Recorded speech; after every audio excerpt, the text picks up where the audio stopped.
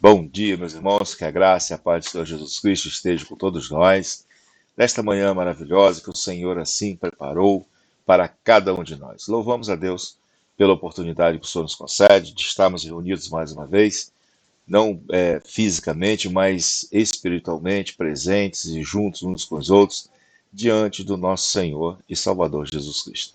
Nesta manhã, nós vamos estar no segundo dia de lição da nossa revista e hoje nós vamos tratar a unidade cristã, né, na primeira carta de Paulo aos Coríntios. Então, eu convido a você, se você quiser e você puder, abra sua Bíblia na primeira carta do apóstolo Paulo aos Coríntios, no capítulo 1, no versículo de número 10, que diz assim a palavra do Senhor. Irmãos, em nome de nosso Senhor Jesus Cristo, suplico a todos vocês que concordem uns com os outros no que falam, para que não haja divisões entre vocês. Antes, que todos estejam unidos em um só pensamento, em um só parecer. Paulo, quando ele escreve essa igreja, essa carta à igreja de Corinto, Paulo, então, ele que está orientando a igreja na maneira pela qual eles deveriam se portarem na sua nova vida, na vida cristã. Não mais no paganismo, como antes eles viviam. Então, convido você, se você puder, fechar seus olhos. Vamos estar orando, falando com o Senhor, o nosso Deus. Pai amado e querido, nós louvamos e te exaltamos, ó Deus, por esta manhã que o Senhor preparou para cada um de nós.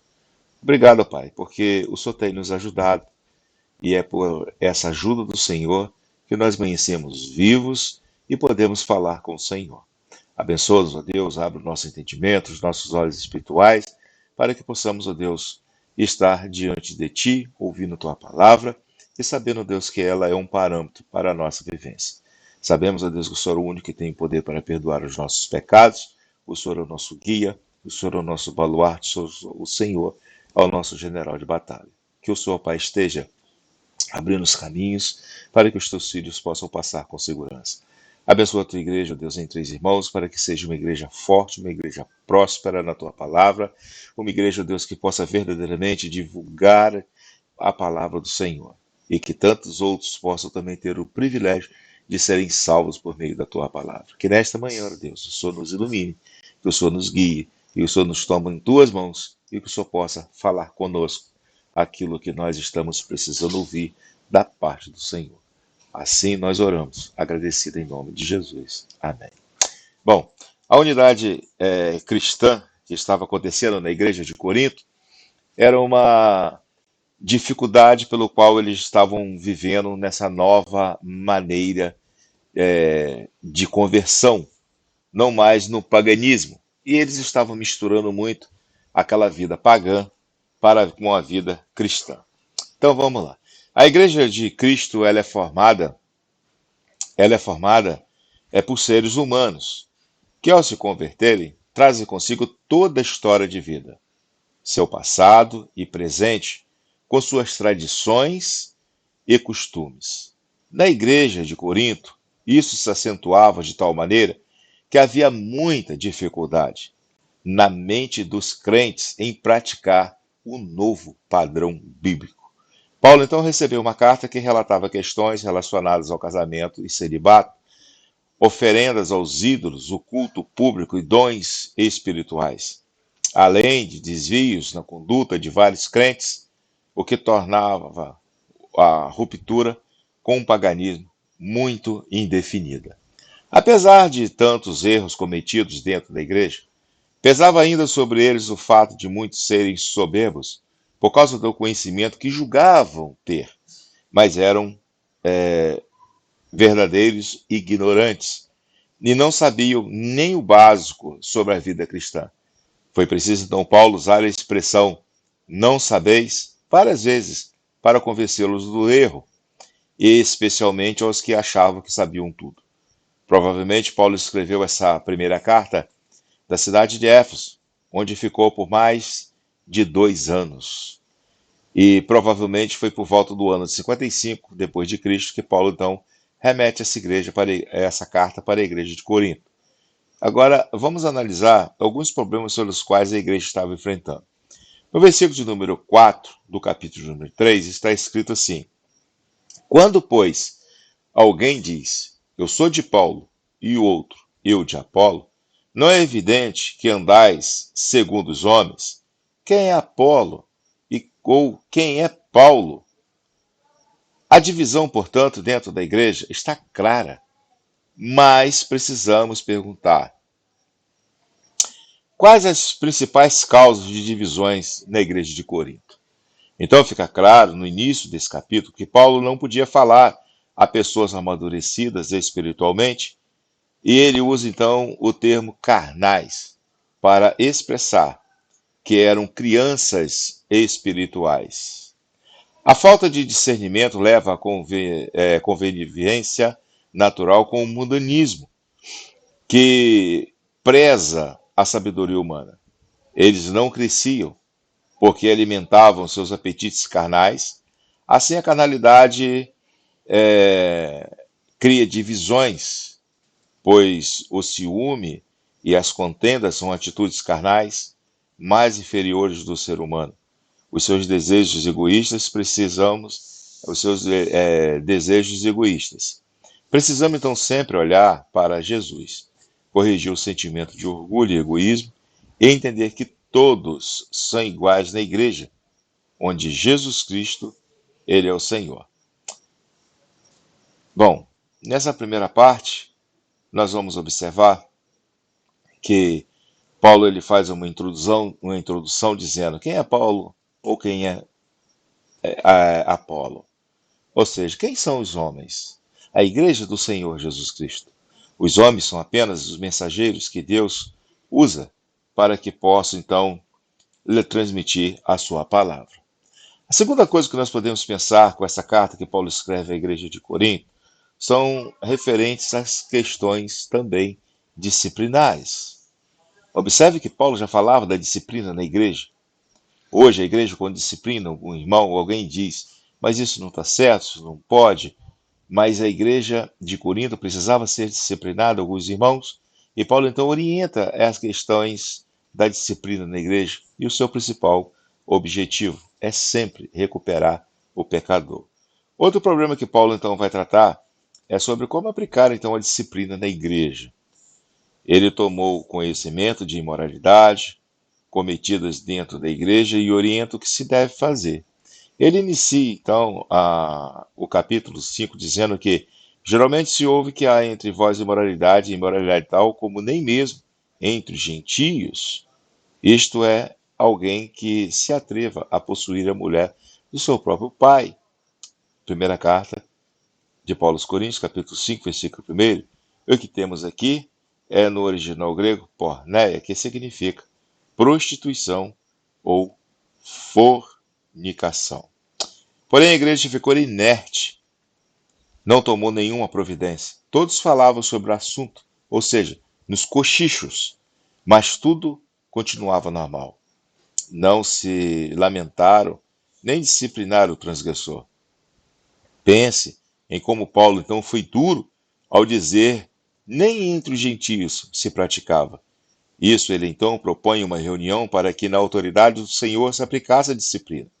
Ser entregue a Satanás para a destruição da carne significa a excomunhão ou a exclusão da comunhão com a igreja, e o imoral estaria totalmente exposto às ações do inimigo para sofrer as consequências do pecado em seu corpo físico. Quando Paulo escreve a fim de que o espírito seja salvo no dia do Senhor, indica que a disciplina precisa ser com amor e com o único propósito de corrigir o rebelde. A exclusão nunca deve ser um fim, mas um meio para a restauração do pecador com arrependimento. A disciplina na igreja até hoje é usada nesse sentido, para que o pecador possa se recuperar a sua memória e de saber e entender que ele é um pecador, mas que ele precisa de Cristo para entrar nos céus. Então a disciplina, ela tem que ser com muita cautela, com sabedoria, na orientação de Deus, para que aquele pecador ele possa se arrepender dos seus pecados e seguir a Cristo Jesus. Havia também uma outra dificuldade na igreja, que era a dificuldade da comunhão, que Paulo vai tratar no capítulo de número 11, do versículo 17 até o versículo de número 34, a respeito da comunhão. Um ponto significativo, se não bastasse todos os problemas de dissensões, e a consequência disso era quando se reunia para a celebração da ceia do Senhor. Paulo inicia então o tema afirmando que não os elogiava, no capítulo 11, no versículo 17, porque quando estavam reunidos para que se deveria ser um culto de confraternização, a festa ágape, ou seja, a festa do amor, estavam então priorizando ainda mais o caráter espiritual. Vejam a seriedade do problema, pois não estavam melhorando em nada participar da ceia do Senhor. Faltava comunhão e sobrava egoísmo. Talvez, em alguns casos hoje, não seja o pão físico ou o vinho que falta, mas ainda falta compaixão e amor, soberba e orgulho. Isso era o que sobrava na vida dos irmãos da igreja de Corinto. Paulo então passa a orientar sobre a ceia do Senhor, a partir do que recebeu do Senhor. Capítulo 11, versículo 23. Ou seja, sua revelação direta do Senhor. Há uma citação de um momento histórico onde diz que a ceia tem um referencial daquilo que aconteceu na noite em que Jesus foi traído. A morte de Cristo é o elemento primordial e deve conduzir todo o culto. Há, portanto, uma relação direta entre pregar o Evangelho e a celebração da ceia. A participação dessa ordenança e memorial deve ser de maneira digna, pois aquele que participa de outra forma é também culpado da morte de Cristo. Para que não se torne réu, é necessário que cada um examine a si mesmo. Versículo 28 do capítulo 11. E assim participe da ceia, reconhecendo a presença do Senhor ressurreto, reunido ali. Assim, é imprescindível esperar pelos outros e estar não apenas juntos, mas unidos em um propósito. Paulo ele vai replicar arduamente sobre a ceia pelo qual eles estavam participando de maneira indevida, não tendo compaixão uns para com os outros. E nesta manhã, como Igreja de Cristo, nós possamos estar pensando como é que está a nossa comunhão uns para com os outros e a nossa comunhão com Deus. Paulo ele vai tratar desse assunto da ceia, orientando os irmãos como eles deveriam participar da ceia do Senhor. Todos deveriam esperar uns pelos outros e se confraternizarem da presença de Deus, como corpo reunidos de Cristo. Há um quarto item sobre os desvios doutrinários que Paulo vai tratar no capítulo número 15, dos versículos de 1 até o 58. Havia entre os coríntios pessoas pregando que não há ressurreição dos mortos. Paulo então responde com esse que é o maior capítulo da carta, iniciando com o testemunho vivo e eficaz das Escrituras do Antigo Testamento e também das testemunhas oculares, aqueles que viram o Senhor ressuscitado. Ele apresenta a seguir uma série de consequências que ocorrem por se negar a ressurreição de Jesus. Se Cristo não ressuscitou e os mortos não ressuscitam, Cristo continua morto? E se Cristo não ressuscitou, todo o esforço de evangelização é vão e é vã a fé cristã, pois esta se baseia na ressurreição de Cristo. Portanto, de que proveitaria tanto esforço da parte dos apóstolos e de todos os crentes e a pregação do evangelho e serviço cristão? Tudo isso seria em vão e sem sentido se não houvesse ressurreição dos mortos. Finalmente, ele apresenta o triunfo sobre a morte, mostrando a destruição definitiva da morte e do pecado. Quando chegar a ressurreição, no capítulo 15, versículo 54 até o 57. É preciso estar firme diante de tantas tentações e sofrimento nesta vida, mas a certeza da esperança da ressurreição deve trazer encorajamento e firmeza para permanecer na fé e para incentivo para trabalhar cada vez mais, sempre abundantes na obra do Senhor. Versículo número 58 do capítulo de número 15. As pessoas que pensam que não há ressurreição, ou que não existe o céu, que não existe inferno. Não tem nenhuma esperança para a volta de Cristo Jesus.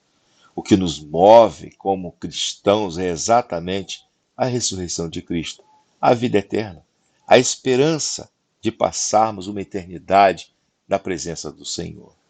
Como Igreja de Cristo, nós nunca podemos perder de vista essa posição que o Deus nos colocou.